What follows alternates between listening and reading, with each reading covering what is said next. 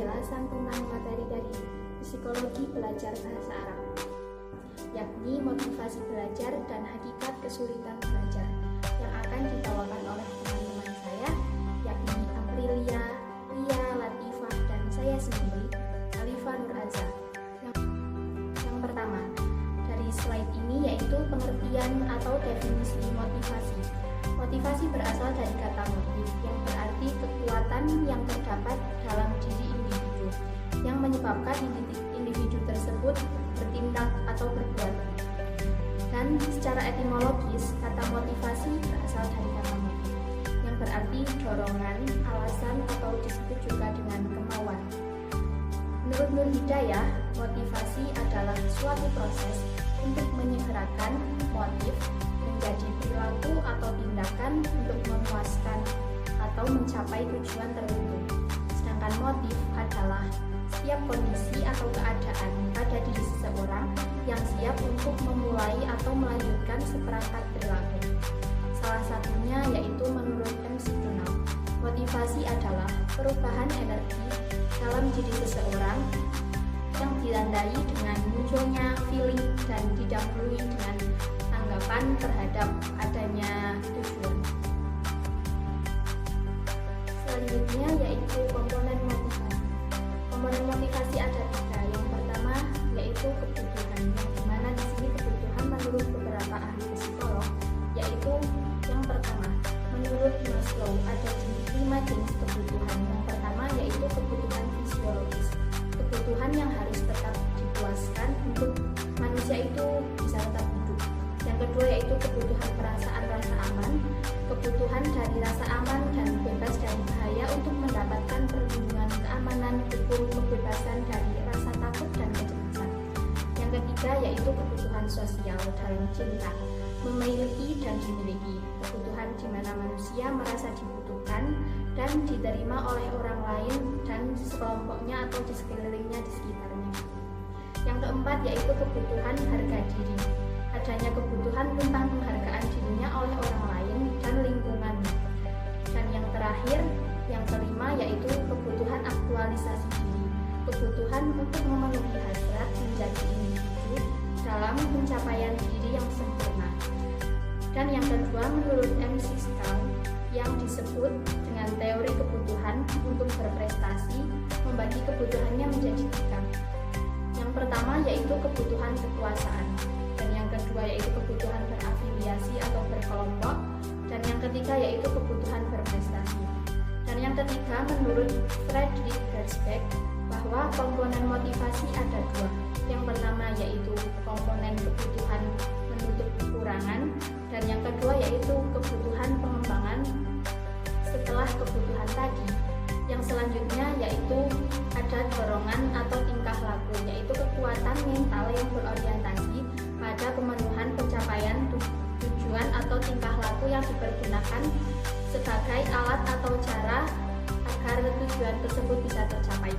Dan yang terakhir dari komponen motivasi adalah tujuan, di mana tujuan yang berfungsi untuk memotivasikan tingkah laku atau tujuan bisa dikatakan sebagai hal yang ingin dicapai dalam mengarahkan perilaku. Tujuan juga menentukan seberapa aktif individu akan bertingkah laku. Jika aktif maka hasilnya akan semakin bagus, dan jika kurang aktif maka kita bisa melakukan evaluasi yang lebih dalam segi motivasinya. Yang selanjutnya yaitu jenis-jenis motivasi belajar.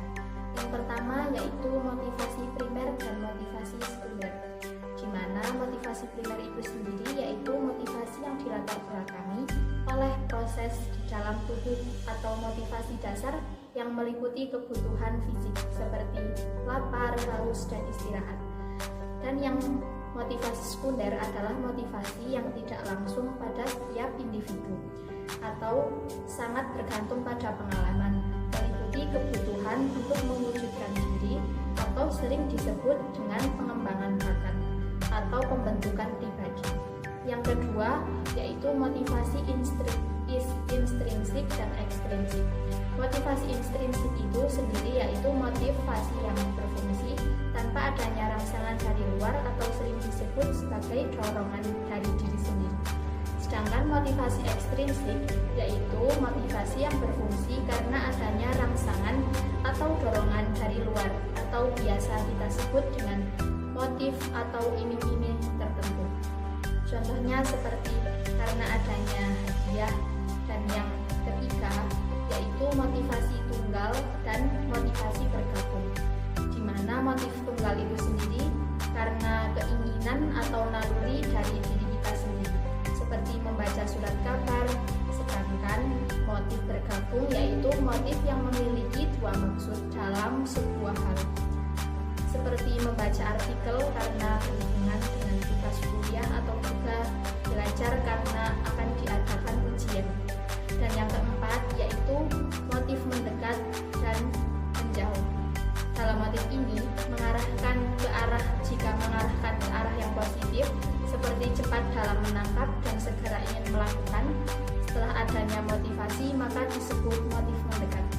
Dan jika mengarah kepada sisi negatif maka itu disebut motif menjauh. Dan yang kelima yaitu motif sadar dan tidak sadar, di mana sadar itu sendiri berarti bertingkah laku tertentu dan ia mengerti mengapa ia berbuat tersebut. Sedangkan yang tidak sadar yaitu di mana seseorang bertingkah laku tertentu namun ia tidak bisa mengatakan mengapa ia berbuat demikian.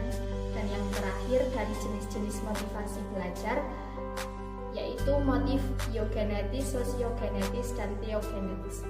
Yang pertama yaitu biogenetis, di mana biogenetis merupakan motif yang berasal dari kebutuhan organisme setiap individu demi keberlangsungan hidup manusia, seperti buang air, bernafas, makan, haus. Dan selanjutnya yaitu sosiogenetis. Sosiogenetis merupakan motif yang berkembang pada lingkungan kebudayaan, sesuai tempat orang itu berada dengan interaksi sosial atau hasil kebudayaan. Dan yang terakhir dari bagian ini yaitu motif teogenetis. Teogenetis adalah motif yang berasal dari interaksi antara manusia dengan Tuhan, seperti ibadah dan merealisasikan kehidupan sehari-hari sesuai dengan norma atau aturan. Selanjutnya yaitu fungsi motivasi.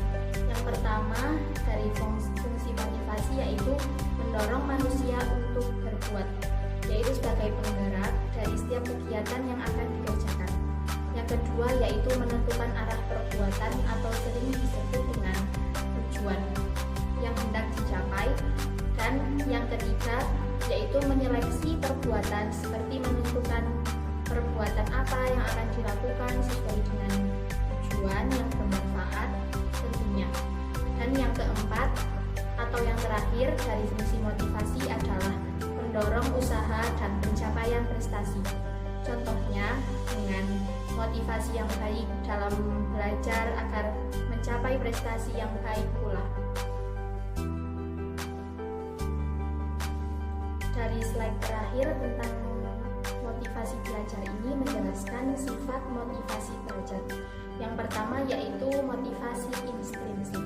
Motivasi ini merupakan motivasi setiap individu tanpa adanya dorongan dari orang lain dalam melakukan sesuatu.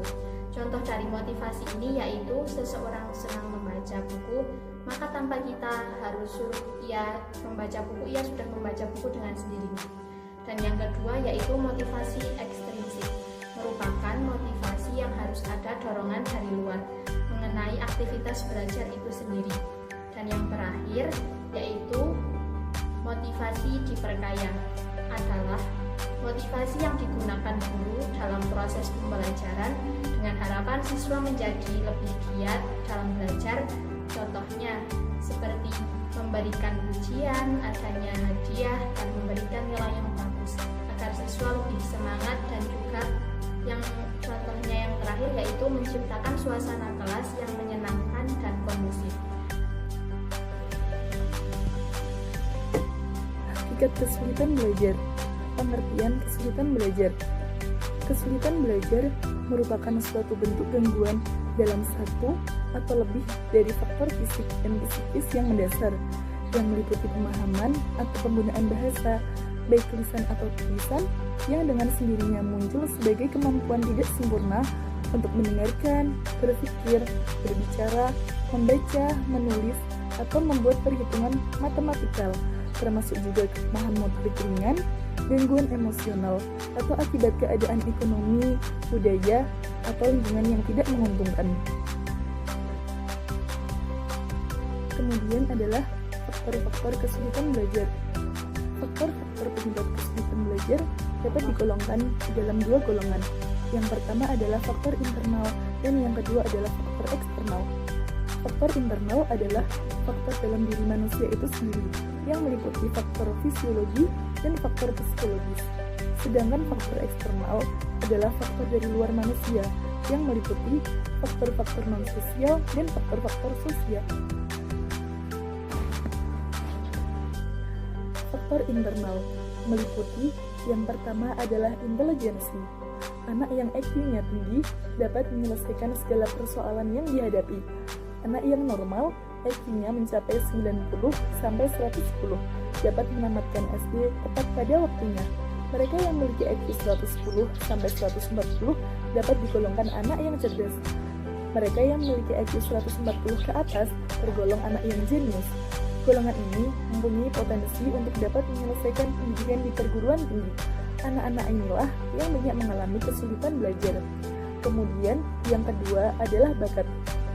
Bakat adalah potensi dasar yang dibawa sejak lahir. Setiap individu mempunyai bakat yang berbeda-beda. Seseorang akan mudah mempelajari apa sesuai dengan bakatnya. Yang ketiga adalah minat. Minat adalah keinginan dalam diri seseorang pada objek tertentu, misalnya minat terhadap pelajaran, olahraga, atau hobi.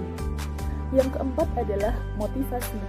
Motivasi sebagai faktor internal berfungsi menimbulkan, mendasari, dan mengarahkan perbuatan belajar.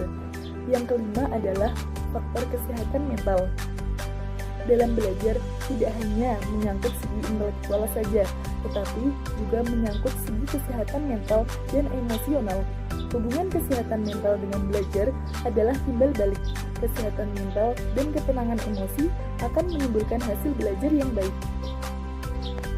Untuk poin yang selanjutnya yaitu faktor eksternal. Pastinya teman-teman sudah mengetahui ya apa itu faktor eksternal. Faktor eksternal adalah segala faktor dari luar siswa. Yang mana di sini terdapat dua faktor eksternal. Yang pertama yaitu faktor keluarga. Keluarga merupakan pusat pendidikan yang utama dan pertama bagi seorang anak. Peran orang tua sangatlah penting dalam proses pembelajaran anak. Orang tua yang kurang memperhatikan pendidikan anak-anaknya akan menimbulkan adanya kesulitan belajar bagi seorang anak. Sebagai contoh, orang tua yang bersikap kejam terhadap anak akan mempengaruhi mental seorang anak sehingga ia tidak betah di rumah dan ia enggan untuk menyisihkan waktunya untuk belajar. Untuk faktor yang kedua yaitu faktor ekonomi keluarga. Faktor ekonomi keluarga juga sangatlah berpenting bagi berlangsungnya pembelajaran seorang anak.